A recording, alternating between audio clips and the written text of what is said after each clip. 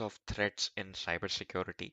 But before we actually begin, be sure to hit that subscribe button and click on that bell notification icon so you don't miss out on any updates from us. So, without any further ado, let us begin. So, firstly, we have introduction to cybersecurity. Now, this is a very important aspect to dwell into before we actually get to the threats in cybersecurity or the cyber threats as we like to call them. So the first question that comes up is what is cybersecurity? Now, cybersecurity is theoretically defined as the field that deals with enacting countermeasures against attacks, disruptions, and thefts against and through technological systems via the means of hacking.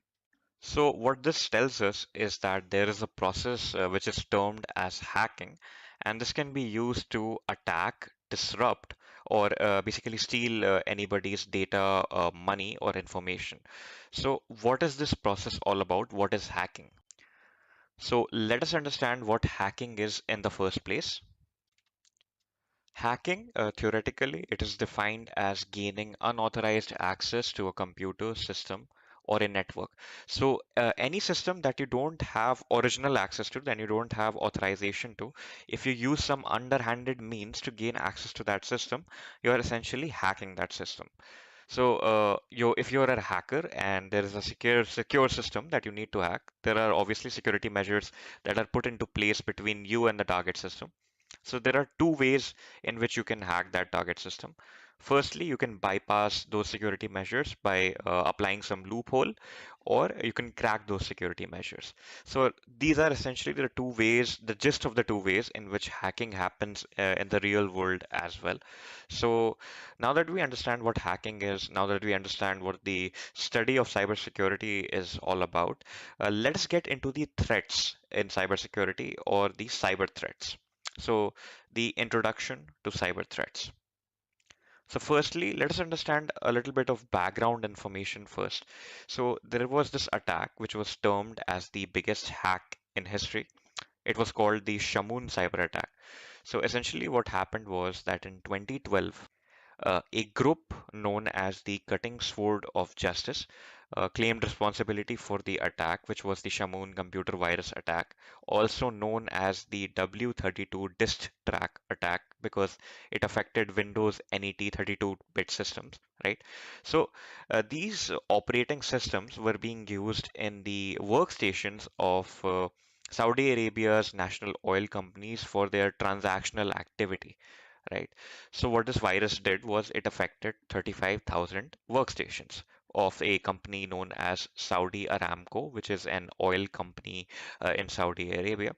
So what this did was it caused the business to shut down for a week until their services were restored back to normal.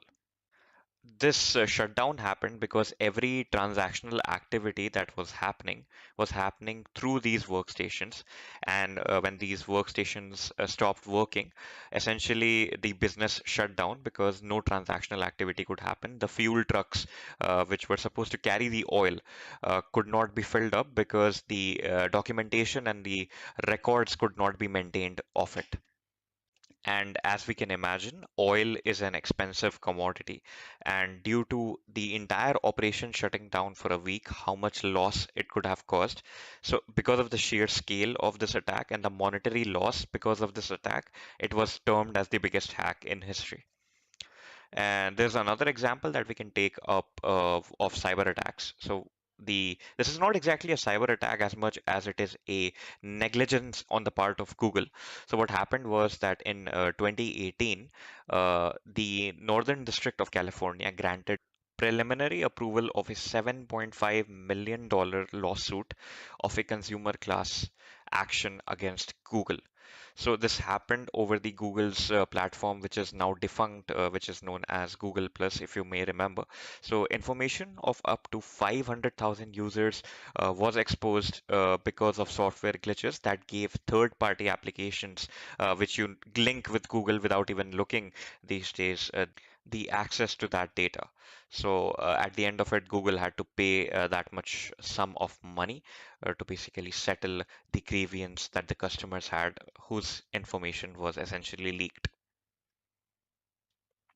So, what is the definition of cyber threats?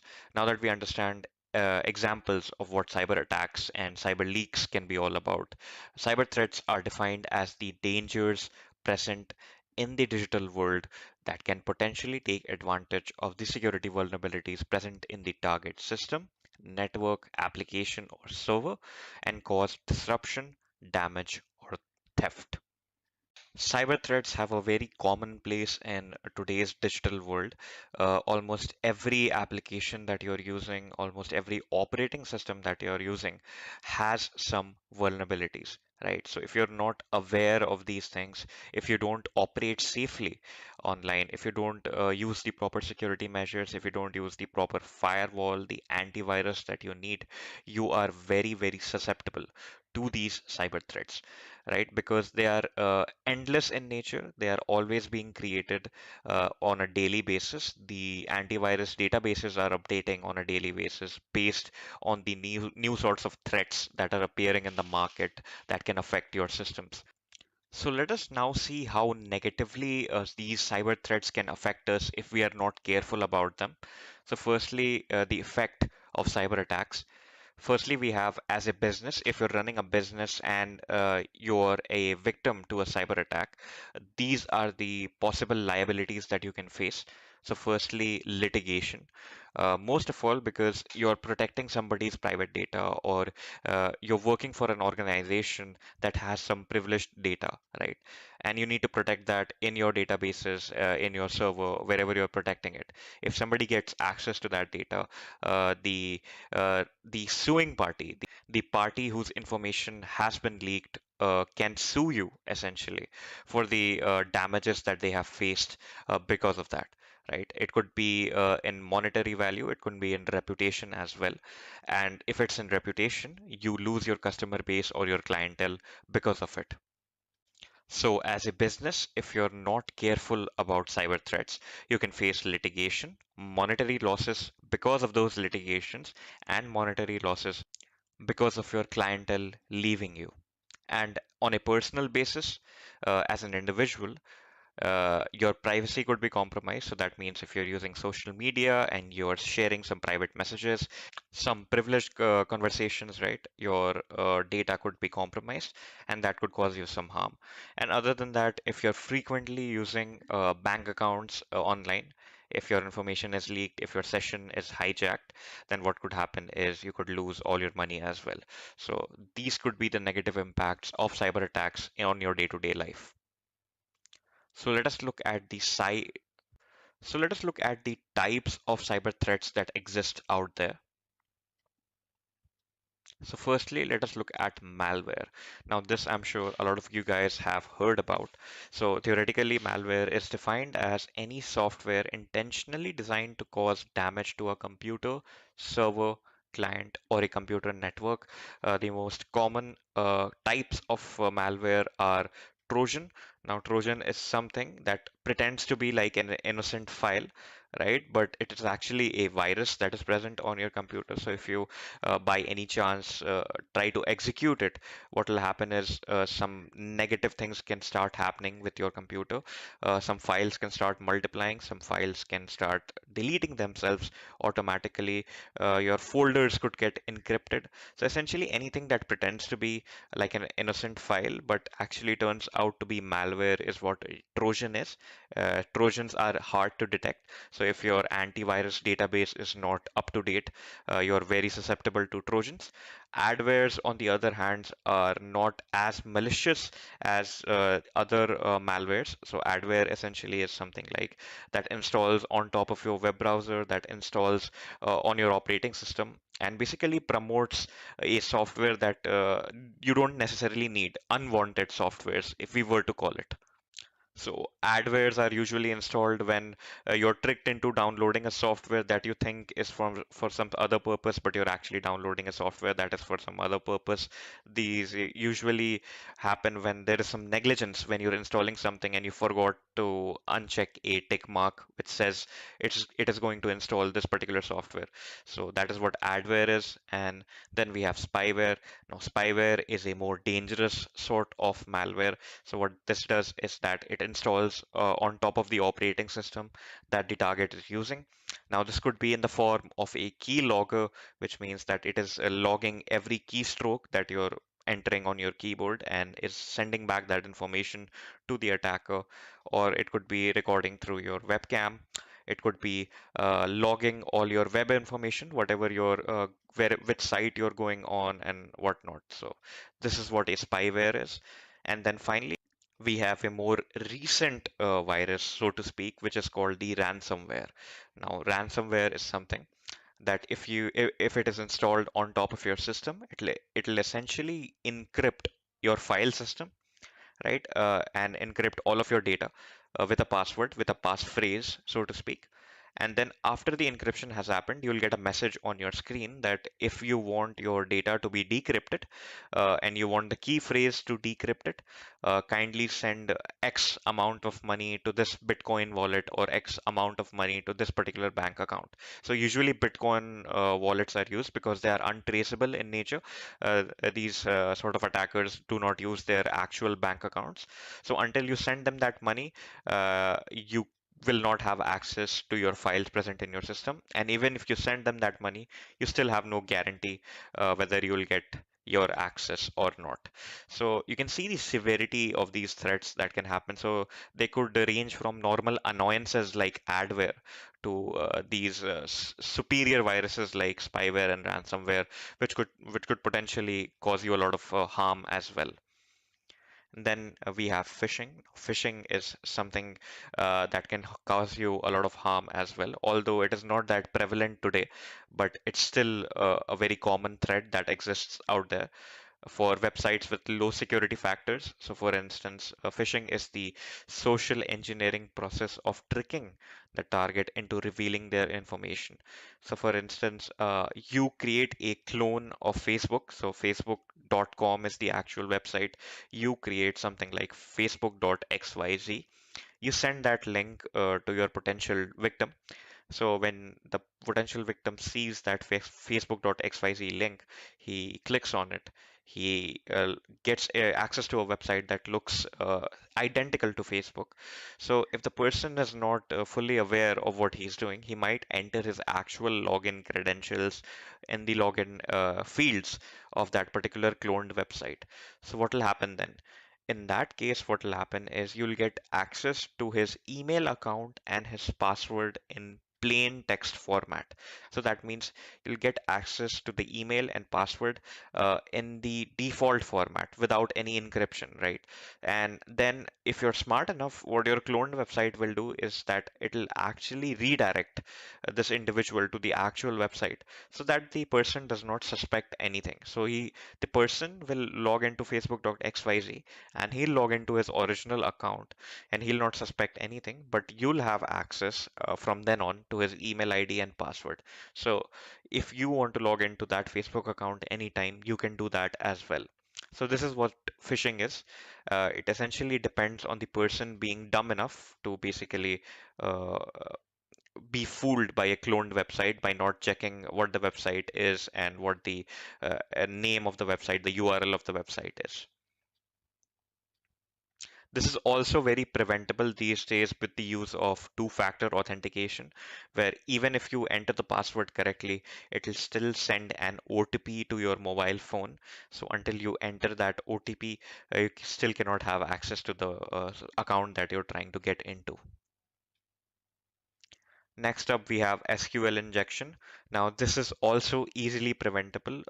So what happens in this particular attack is that the attacker will enter an SQL statement in the login fields. So, say for instance, if a website is using an SQL database, so what the attacker will do is that that attacker will enter instead of the email ID, the attacker will enter a intelligently crafted SQL statement. So when on the server's backend that particular entry field is compared uh, to the actual emails that are present in the SQL table. The way the statement has been crafted, what it would prompt that database to do is some other activity as well. So essentially, you're running a query on the target website's database. So you can essentially do anything with it. You can alter the table, you can add new records to the table, which means you can add your own record to the table, you can create your own account without actually creating it, right? And you can drop tables as well, you can drop entire databases as well, right? So this is what SQL injection is. There are security measures that are put into place for SQL injection attacks.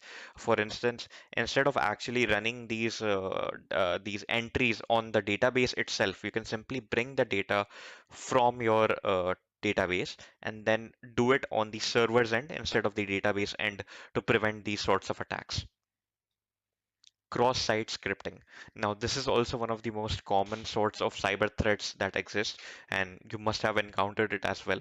So, on good websites, on authentic websites, this does not happen. But if you're going into some shady website, right? So, what will happen is every website essentially will send some JavaScript code onto your web browser for execution if it has dynamic elements to it. So within those JavaScript code blocks, if somebody embeds some malicious code, right, that would also run on your web browser in order to render that website or to basically execute the functionality, the dynamic functionality of that website. So if your browser security is not good enough, what could happen is you could run some script on your web browser that could cause potential harm to your system. It might install some sort of a backdoor to your particular web browser where the attacker can have access to the information of whatever you're visiting or whatever you're typing on the web browser. So this is what cross-site scripting is. So never click on links that you don't know about. Never go to websites that are not secure. Don't click on a random download links, right? So that is the reason uh, your browser could get infected with cross-site scripting. It could also install adware onto your web browser, or it could do much worse activity as well on your web browser. Then there is denial of service. Now, denial of service is the process of overloading the target server with so many requests that the response time becomes unreasonable or the server crashes. So basically, in this attack, what happens is the attacker will send thousands and thousands of requests to a web page or a web server. And once those requests have been sent, if the server does not have the appropriate resources to deal with those many requests, the server overloads.